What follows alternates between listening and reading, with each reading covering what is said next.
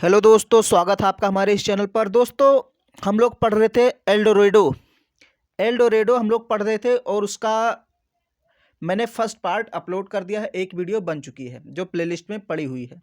और भी प्लेलिस्ट में आप जाएंगे तो कई लेसन वहाँ पर मिलेंगे, जैसे ऑफ स्टडी मिल जाएगा, of revenge, the spectator club, sir Roger at church, dream children. अगर आप इन चैप्टर्स को पढ़ना चाहते हैं, अगर आपके सिलेबस में है, तो आप जाके बीए वाली प्लेलिस्ट में जाके क्लिक करेंगे तो वहाँ पर आपको सारे चैप्टर्स सीक्वेंस से मिल जाएंगे। और मैंने फर्स्ट पार्ट अपलोड कर दिया है, मैंने बताया इसका एल्डोरेडो का। आज सेकंड पार्ट होगा, तो चलिए हम लोग जारी करते हैं। तो दोस्तों, हम लोगों ने पढ़ा था फर्स्ट पार्ट में व्हाट वी हैव यहाँ तक हम लोगों ने शायद पढ़ लिया था। उसके आगे आज हम लोग को शुरुआत करना है, पढ़ना है। ओके, तो हम लोग को पढ़ना है यहाँ से एन एस्पिरेशन। देखिए, प्रोनाउंसिएशन पर मत जाइए क्योंकि इसको बहुत लोग एस्पायरेशन बोलते हैं, बहुत लोग एस्पिरेशन बोलते हैं, लेकिन इसका शुद्ध होगा aspiration. Okay, N aspiration is a joy for ever. ये जो महत्वाकांक्षा होती है, एस्पिरेशन मीन्स महत्वाकांक्षा या अभिलाषा, किसी चीज़ को पाने की इच्छा, उसी को कहते हैं aspiration. N aspiration is a joy for ever. महत्वाकांक्षा हमें हमेशा खुशी देती है, प्रसन्नता देती है, आनंद प्रदान करती है। फॉर एवर मीन्स हमेशा के लिए, जॉय मीन्स खुशी, प्रसन्नता, आनंद, एस्पिरेशन मीन्स महत्वाकांक्षा, अभिलाषा। ये जो महत्वाकांक्षाएं हैं, अभिलाषाएं हैं, ये हमें हमेशा आनंद प्रदान करती हैं। A position as solid as landed estate. और ये क्या है? एक पोजीशन है, एक अधिकार है। एस्पिरेशन क्या है? एक अधिकार है। एज सॉलिड एज, और उतना स्थायी है। सॉलिड मीन्स यहां पर कठोर नहीं, उतना स्थायी है, उतना परमानेंट है। एज लैंडेड स्टेट, जितनी की हमारी लैंडेड स्टेट होती है, जितना की लैंडेड स्टेट मीन्स क्या होता है? विरासत। लैंडेड स्टेट माने विरासत, हमारी संपत्ति, जायदाद। तो ये जितनी हमारी विरासत है, हमारी संपत्ति है, जितना सॉलिड, जितना परमानेंट, जितना हमारा इस पर अधिकार है, उतना ही हमारा किस पर अधिकार है? एस्पिरेशन पर। वही कह रहा, N aspiration is a joy for ever. एक महत्वाकांक्षा हमें हमेशा खुशी प्रदान करती है। ए पोजेशन, और एक अधिकार है। एज सॉलिड एज, उतना सॉलिड है, उतना टिकाऊ है, उतना परमानेंट है। एज, जितना कि ए लैंडेड स्टेट, एक विरासत होती है। जितना कि हमारी विरासत है, उतना ही इस पर भी हमारा अधिकार है। जितना हमें अपने विरासत पर अधिकार है, उतना ही हमें एस्पिरेशन पर भी अधिकार है। ओके, ए फॉर्च्यून, और क्या है? ए फॉर्च्यून, एक धन है। एस्पिरेशन क्या है? एक धन है। विच कैन नेवर एग्जॉस्ट, जो कभी भी, which we can never exhaust, जिसे हम कभी भी खर्च नहीं कर सकते। मतलब महत्वाकांक्षाएं कभी समाप्त नहीं होती हैं। अगर आप एक चीज़ पा जाते हैं, कल मैंने बताया था कि आप 150 कमाते हैं तो सोचते हैं काश मैं 200 कमा लेता, 200 कमाए तो काश 300। ऐसा आपकी महत्वाकांक्षाएं बढ़ती रहती हैं। ओके, तो ये कह रहा कि ये जो एस्पिरेशन है, ये एक फॉर्च्यून है, एक धन है। विच कैन नेवर एग्जॉस्ट, जिसे हम कभी भी समाप्त नहीं कर सकते, जो कभी भी समाप्त नहीं होता है। एग्जॉस्ट माने समाप्त होना। एंड विच गिव्स यू, और ये तुम्हें देती है, सॉरी हमें देती है। विच गिव्स अस, और ये हमें प्रदान करती है, हमें देती है। ईयर बाय ईयर, प्रतिवर्ष। ईयर बाय ईयर मीन्स प्रतिवर्ष या हर वर्ष। क्या देती है? ए रेवेन्यू ऑफ प्लीजरेबल एक्टिविटी, आनंददायक क्रियाओं का आय देती है। प्लीजरेबल मीन्स आनंददायक, एक्टिविटी मीन्स प्रक्रिया, और रेवेन्यू मीन्स आय या राजस्व, जिसे हम कर, टैक्स भी कह सकते हैं। तो ये आनंददायक क्रियाओं का क्या देती है? आनंद देती है। इसका क्या मतलब हुआ? देखिए, कह रहा आनंददायक क्रियाओं का रेवेन्यू देती है, यानी कि ऐसा नहीं कि हमें कोई पैसा देती, means revenue in the sense of जैसे हमें खुशी देती है वो। अब आनंददायक एक्टिविटीज़ क्या है? जैसे हम किसी लक्ष्य को प्राप्त करते हैं तो हमें मज़ा आता है, हमें संघर्षों से सामना करना पड़ता है, करते भी हैं, लेकिन हमें मज़ा आता है, आनंद आता है, तो वही है प्लेजरेबल एक्टिविटी। ओके, तो जब इसको करते हैं प्लेजरेबल एक्टिविटी को, तो हमें क्या मिलता है? रेवेन्यू मिलता है, मीन्स हमें जॉय मिलता है। ओके, और ये कभी भी खर्च नहीं हो सकता, कभी भी समाप्त नहीं हो सकता। ओके, ये हमें प्रतिवर्ष मिलता रहता है।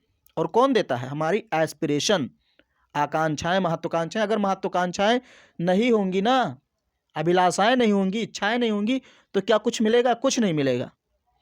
लोग IAS PCS बनते हैं, उनकी महत्वाकांक्षा होती है, आकांक्षा होती है।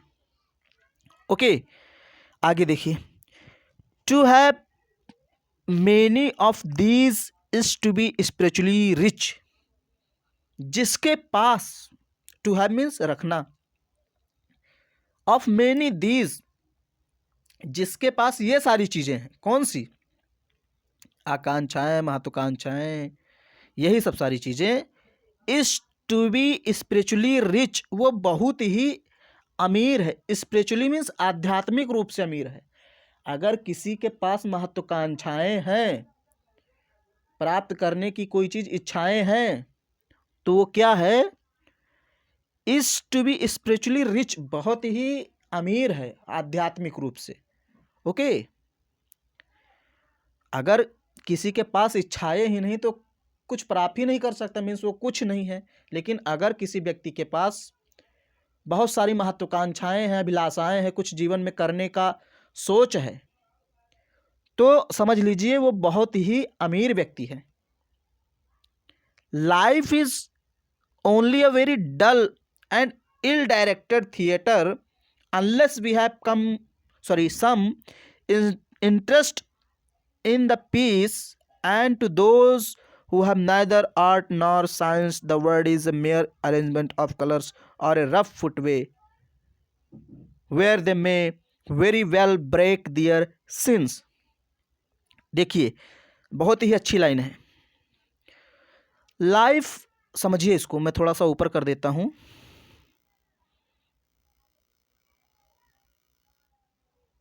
अब ठीक है। Life is only a very dull, ये जो हमारी लाइफ है, जो हमारा जीवन है। ओके, ध्यान से देखिए, मैं यहां पढ़ा रहा हूं। Okay, life is only a very dull and ill directed theatre. तो थिएटर माने होता है यहां पर, थिएटर का मतलब ये नहीं cinema hall, means film. Theatre means या आप ड्रामा कह सकते हैं या कोई फिल्म कह सकते हैं।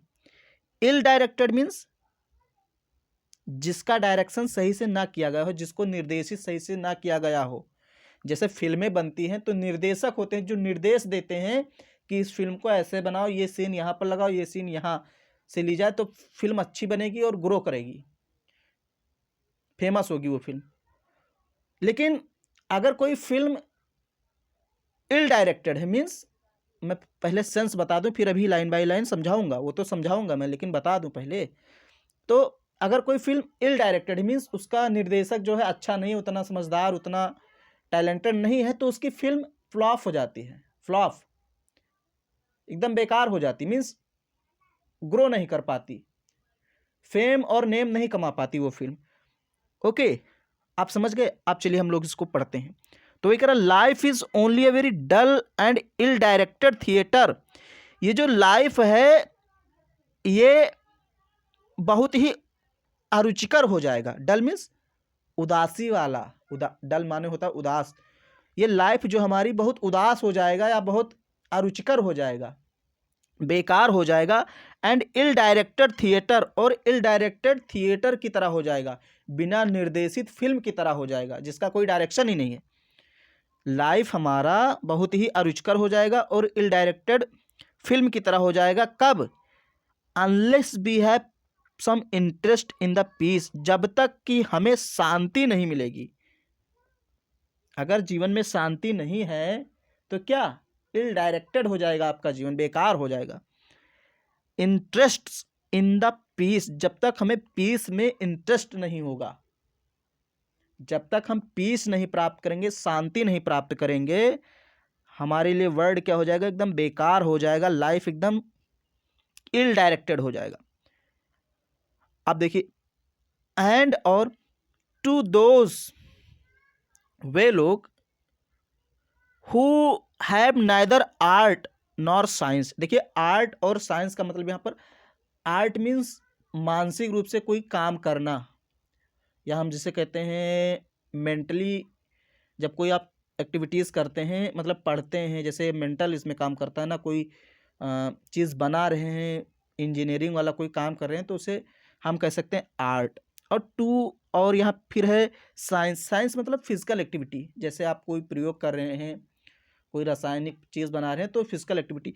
तो कह रहा है कि टू दोज, उन लोगों, वे लोग, टू दोज मीन्स वे लोग हु हैव नेदर आर्ट, ना तो वे लोग जो ना तो मतलब मानसिक रूप से कोई कार्य करते हैं, नॉर साइंस, ना तो शारीरिक रूप से, मतलब ना तो मेंटली कोई एक्टिविटीज करते हैं, ना तो फिजिकली। वे लोग कह रहा कि एंड टू दोज, और वे लोग हु हैव नेदर आर्ट, मतलब ना तो जिसके पास कोई कला है, ना तो जिसके पास कोई विज्ञान, इसका मतलब ना तो मेंटली कोई एक्टिविटीज करता है, ना तो फिजिकली कोई एक्टिविटीज करता है।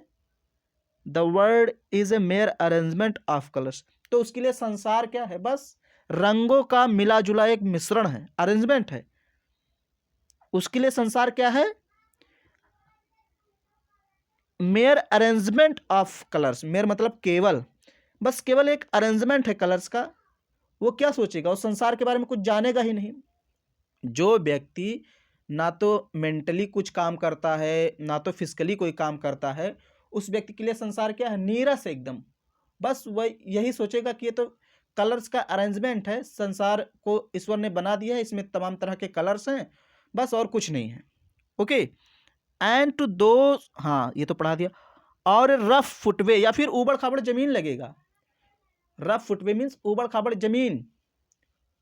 अगर कोई व्यक्ति जो ना तो आर्ट पढ़ता है, ना तो साइंस, यानी कि ना तो मेंटली वर्क करता है, ना तो फिजिकली, तो उस व्यक्ति के लिए संसार या तो कलर्स का अरेंजमेंट लगेगा, या फिर क्या लगेगा? एक खुरदुरा जमीन, ऊबड़ खाबड़ भूमि। रफ फुटवे मीन्स ऊबड़ खाबड़ जमीन लगेगी उसके लिए। Where they may very well break there since, जहां पर वे अपने सिंस को तोड़ सकते हैं।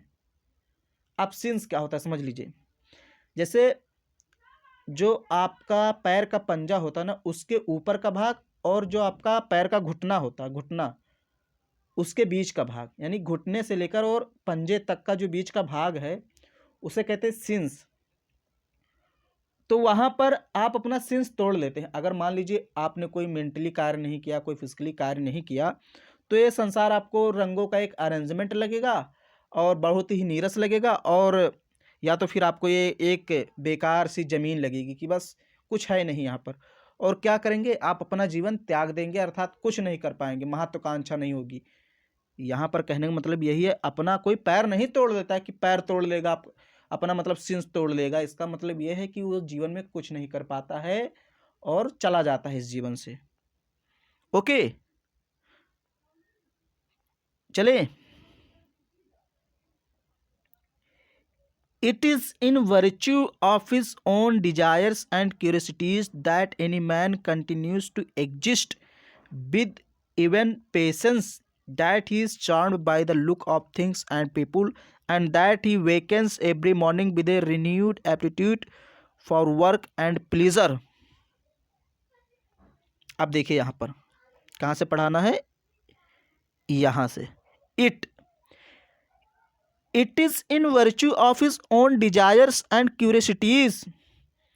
ये केवल डिजायर्स और क्यूरियसिटीज है, मीन्स अब बता रहा है हमारी डिजायर्स मीन्स इच्छाएं, क्यूरियसिटीज मतलब उत्सुकताएं।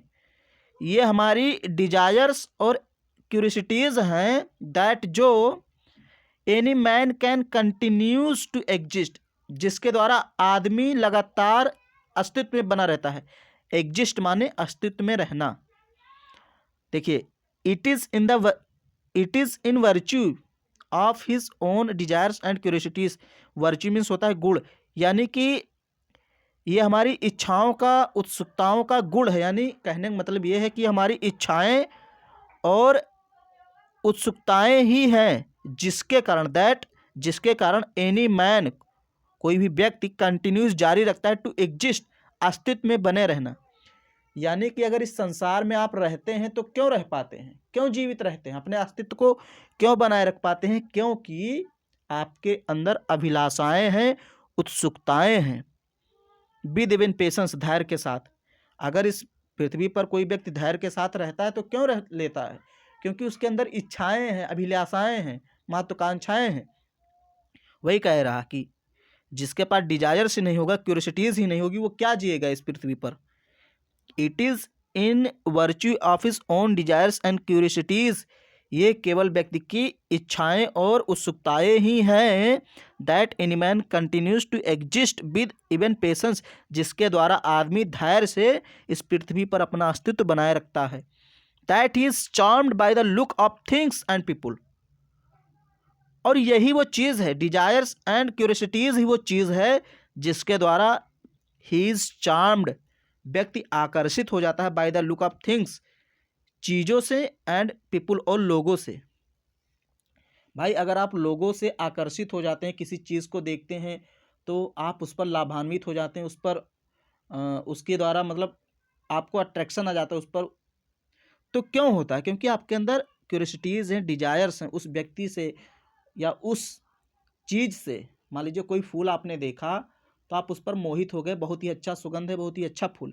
क्यों? क्योंकि आपके अंदर डिजायर से उसको प्राप्त करने की क्यूरियोसिटीज, उत्सुकता है। तो यही चीज़ है कि उत्सुकता अगर नहीं होगी तो आप किसी चीज़ पर ध्यान ही नहीं देंगे। ओके, तो वही कह रहा है दैट, और यही वो कारण है ही इज चार्म्ड, कि व्यक्ति आकर्षित होता है by the look of things, चीज़ों के दिखावेपन से, यानी उसका जो कोई भी चीज़ है उसका लुक मीन्स हाव भाव, जो ऊपरी बनावट होती है उससे आकर्षित होता है, एंड पीपुल और लोगों से। Okay, and that he wakens every morning, और यही वो चीज़ है क्या? देखिए सबको कनेक्ट करना है, डिजायर्स और क्यूरियोसिटीज ही वो चीज़ है that he wakens every morning, जिससे कि व्यक्ति सुबह जल्दी उठता है विद रिन्यूड एप्टीट्यूड, नए जोश के साथ, फॉर वर्क, काम करने के लिए, एंड प्लीजर, और आनंद के लिए। अगर व्यक्ति के अंदर महत्वाकांक्षाएं ना हो, डिजायर्स ना हो, क्यूरियोसिटीज ना हो, तो व्यक्ति ना तो उठेगा, ना तो कोई काम करेगा, कुछ नहीं करेगा। भाई अगर उसे कुछ प्राप्त करना है तभी तो नए जोश के साथ में उठता है सुबह। ओके, वही कह रहा है कि एंड दैट ही, देखिए यहाँ पर वेकेंस लिखा है, वेक का मतलब भी उठना होता है, अगर अवेकन लिखा होता उसका भी मतलब, एंड दैट, और यही वो कारण है, यानी यही वो चीज़ है क्या? डिजायर्स और क्यूरियोसिटीज। ही वेकेंस, जिससे वो उठता है, व्यक्ति उठता है एवरी मॉर्निंग, प्रत्येक सुबह, विद रिन्यूड एप्टीट्यूड, नए जोश के साथ, रिन्यूड मीन्स नए जोश के साथ, फॉर वर्क, कार्य करने के लिए, एंड प्लेजर, और आनंद पाने के लिए। यही वो चीज़ है। ओके, अब फिर आगे है desire and curiosity are the two eyes, desire इच्छाएं, एंड क्यूरियोसिटी और उत्सुकता, यानी इच्छा और उत्सुकता आर द टू आइज, ये दो आंखें हैं। इच्छा और उत्सुकता दो आंखें हैं, थ्रू विच, जिसके माध्यम से ही सीज, वो देखता है, यानी कि व्यक्ति देखते हैं, द वर्ल्ड, संसार को, in the most enchanted colours, इस रंग बिरंगे कलर में, आकर्षित कलर में, रंग में। ये संसार आपको खूबसूरत क्यों दिखता है? क्यों दिखता है? क्योंकि आपके अंदर दो आंखें हैं। कौन सी? एक डिज़ायर की और एक क्यूरियोसिटी। डिज़ायर मीन्स आपकी इच्छा और क्यूरियोसिटी मीन्स आपकी उत्सुकता। अगर ये दोनों चीज़ें ना हो तो संसार आपको नीरस लगेगा, वही कह रहा है। ओके,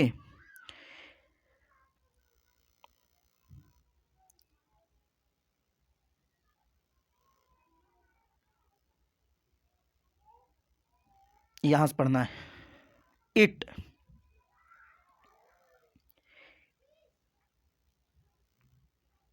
इट इज दे, यही वो चीज़ है। दे मीन्स यहाँ पर डिजायर और क्यूरियोसिटी के लिए आया है। यहाँ देखिए,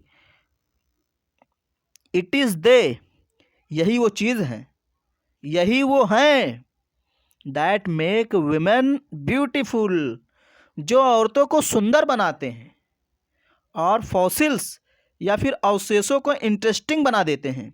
फॉसिल्स इंटरेस्टिंग, फॉसिल्स मीन्स होता है जैसे किसी कोई मकान है, वो टूट फूट गया तो जो अवशेष खंडहर बचे हैं उसको भी आकर्षित बना देता है, इंटरेस्टिंग बना देता है, रुचिकर बना देता है। कौन? डिजायर्स और क्यूरियोसिटी। कैसे? मैं बता रहा हूं।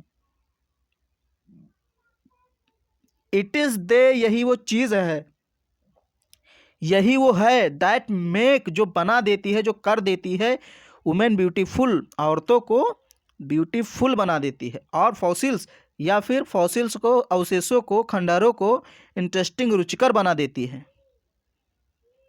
ओके, अब कैसे? देखिए, कोई भी औरत, कोई भी लेडी आपको खूबसूरत लगती है। क्यों? क्योंकि उसके प्रति कहीं ना कहीं आपके अंदर उत्सुकताएं हैं, कहीं ना कहीं डिजायर है उससे मिलने की, उससे बात करने की, तो आपको बहुत खूबसूरत लगने लगेगी। और मान लीजिए कोई खंडहर है, जैसे आप देखते हैं हमारे यहाँ भारत में बहुत प्राचीन खंडहर हैं, बहुत सारे इतिहास से रिलेटेड इमारतें हैं, खंडहर हैं, तो वो हमें इंटरेस्टिंग क्यों लगती हैं? क्यों? क्योंकि हम उनके प्रति अपने दिल में उत्सुकताएं रखते हैं, उन्हें देखने की इच्छाएं रखते हैं। अगर इच्छाएं ना हो, उत्सुकता ना हो वहाँ जाने की, तो बेकार है, खंडहर है। लेकिन हम जाते हैं कि चलिए देखते हैं आखिर उसमें क्या है, पहले के राजा महाराजाओं ने कौन सी इमारत बनाई, उसका कितना खंडहर ढह गया, कितना बचा है, तो इंटरेस्टिंग हो जाती है। ओके, चलिए आगे। एंड और the man may squander his estate, the man may squander, squander means खर्च करना, स्क्वेंडर माने खर्च करना। And the man may squander his estate and come to beggary, ये लाइन, ये थोड़ा सा जो घेरा है,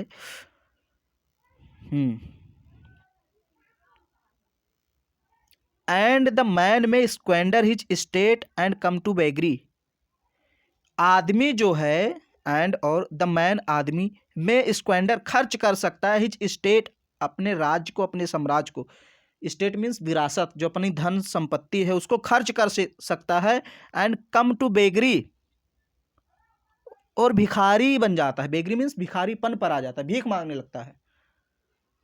आदमी जो होता है अपने धन को खर्च कर देता है। अब अभी आगे इसको मैं कोरिलेट करूंगा, जोड़ूंगा, तब आप समझेंगे। एंड और द मैन, आदमी में स्क्वेंडर खर्च कर देते हैं, हिज स्टेट, अपनी संपत्ति को, अपने धन दौलत को, एंड कम टू बेगरी, और भिखारीपन पर आ जाते हैं, भिखारी हो जाते हैं। बट लेकिन if he keeps these two emulates, लेकिन लेकिन इफ, यदि, ही कीप्स, वो रखता है, उसके पास है, दीज टू, ये दोनों, एमुलेट्स, ताबीज, ये दोनों ताबीज। कौन कौन से ताबीज? एमुलेट्स मीन्स यहाँ पर कोई ताबीज नहीं, मतलब डिजायर और क्यूरियोसिटी।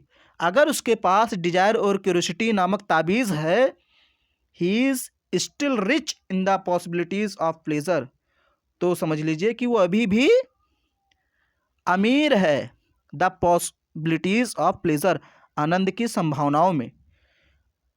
अब देखिए, कह रहा है कि मान लीजिए कि आप धन खर्च कर दे रहे हैं, आप भिखारी बन गए, लेकिन अगर आपके अंदर इच्छाएं हैं, अभिलाषाएं हैं कुछ प्राप्त करने की, तो आप फिर से अमीर बन सकते हैं, आप गरीब बिल्कुल नहीं हैं।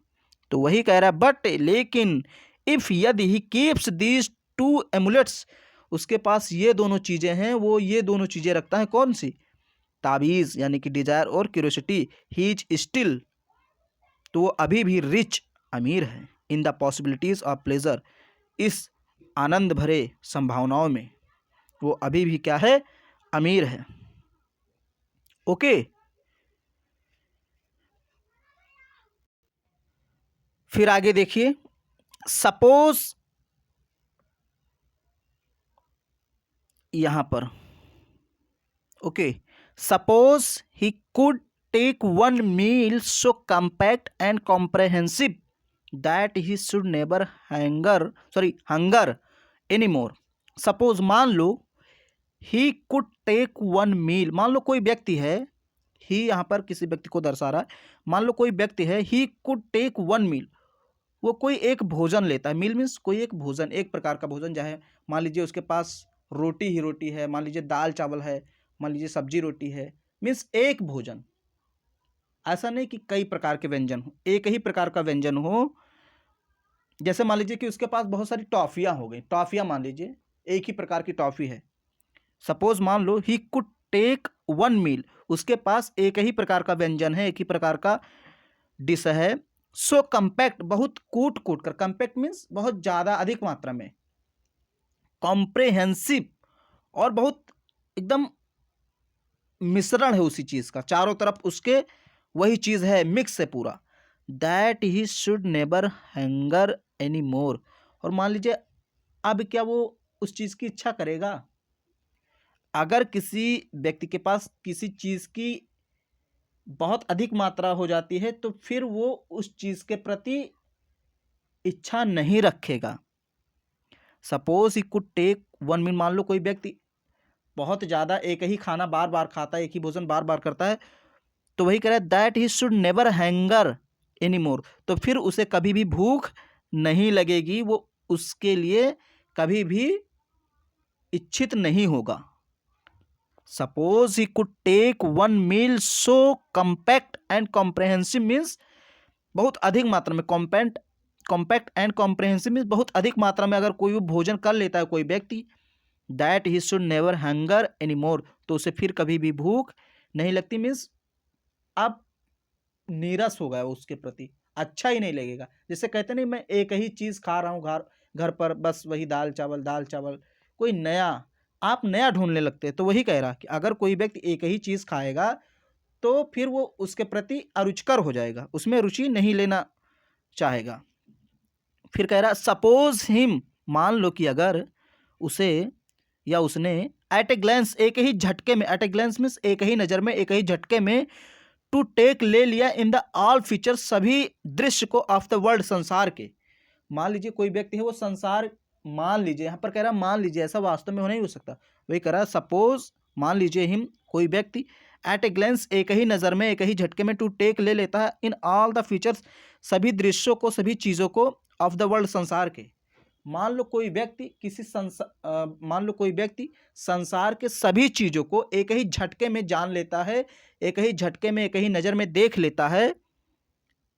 फिर कह रहा एंड एले, फिर कम हो जाएगा, द डिजायर, इच्छा, फॉर नॉलेज, ज्ञान के लिए, फिर उसकी इच्छाएं क्या हो जाएंगी? एले हो जाएंगी, कम हो जाएंगी, फॉर नॉलेज, ज्ञान के लिए, क्योंकि वो संसार की सारी चीज़ें जान लेगा तो जानने के लिए बचेगा क्या उसके पास? कुछ नहीं।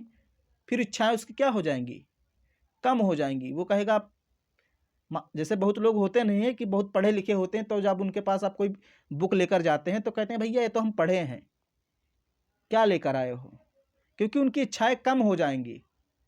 तो वही अगर कोई व्यक्ति संसार के सारे दृश्यों को, सारी चीज़ों को एक ही चीज़, एक ही बार में, एक ही नज़र में जान लेता है, देख लेता है, तो उसके लिए फिर उसकी जो इच्छाएं हैं वो कम हो जाती हैं, जी भर जाता है जिसे आप कहते हैं। Suppose him to do the like in any province of experience, suppose मान लो हिम कि कोई व्यक्ति टू डू द लाइक,